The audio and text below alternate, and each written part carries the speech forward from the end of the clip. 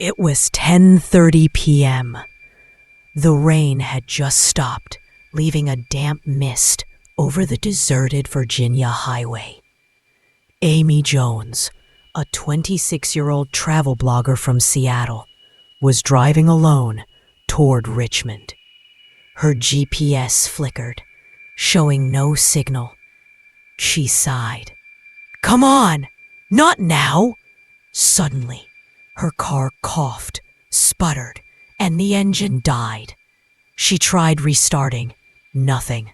Silence. Only the wind moaning through the trees. Amy stepped out.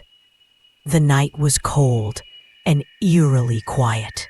Then she noticed an old wooden sign by the roadside. "Welcome to Silencetown. Population 201. She frowned. This place isn't even on the map. With no phone signal and no one around, she decided to walk toward the small town in the distance. After half an hour of walking, Amy found an old motel. Its flickering sign read, "Maple Rest Inn." The door creaked as she pushed it open. Behind the counter sat an old man with pale eyes and trembling hands. "You shouldn't be out here this late," he murmured. "My car broke down," Amy said nervously. "Can I stay for one night?" The man opened a dusty register. "Write your name and don't leave your room after midnight." Amy blinked. "Why not?" He looked up slowly. "Because that's when they walk." Room number 7 smelled of old wood and dust. A single lamp cast a weak yellow glow. Amy threw her bag on the bed and exhaled. At midnight, the wall clock ticked loudly. Then, tap, tap, tap, soft footsteps in the hallway. Amy froze. A shadow passed under the door. She rushed to the peephole. Nothing. Then, from the mirror across the room, she saw it. A faint reflection of a man standing behind her. She turned around. No one there. When she looked back at the mirror, the figure was now closer. The lamp flickered twice and went out. Amy woke up hours later, drenched in sweat. She wasn't alone. A little boy, around 8 years old, stood near the door, wearing white clothes, his face pale and eyes dark. Amy stammered, Who are you?" The boy tilted his head. "I live here. We all live here." Amy shook her head. "You need help." The boy interrupted softly. "You can't help us.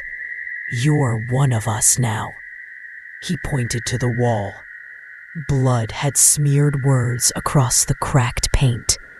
"Those who stay never leave." Amy tried to open the door. Locked. The key had broken in the keyhole. From the wardrobe came a creak, then another. Suddenly, the doors burst open, and 3 figures stepped out. A woman, a young man, and a small child.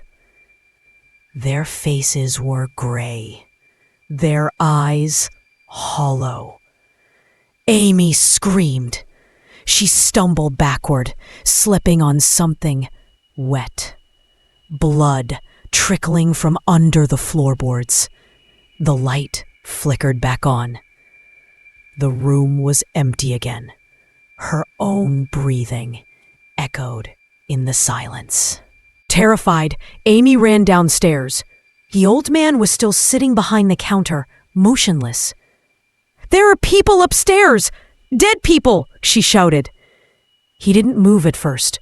Then, in a low voice, he said, "They're not dead. Not really. They're trapped like me." Amy gasped. "Trapped? In what?" He sighed deeply. In 1965, a fire consumed Silencetown. Everyone died. But every 30 years, the town returns.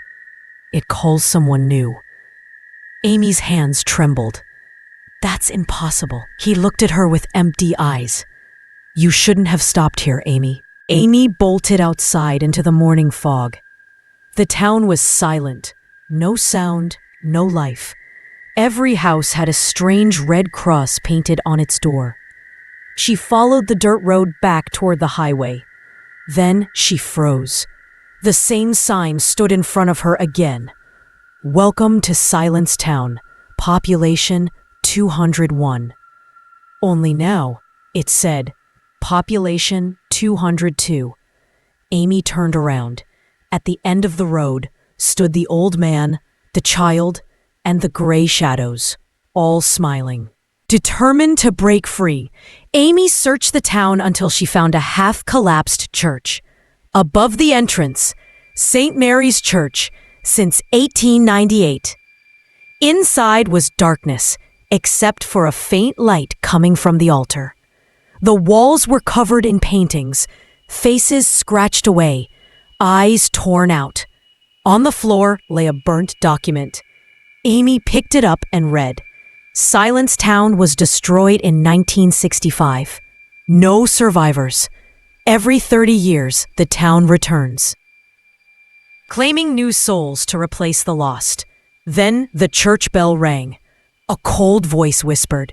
Years later, travelers on that same Virginia highway tell the same story of a young woman waving for help near an old, broken sign that reads, Welcome to Silencetown, population 202.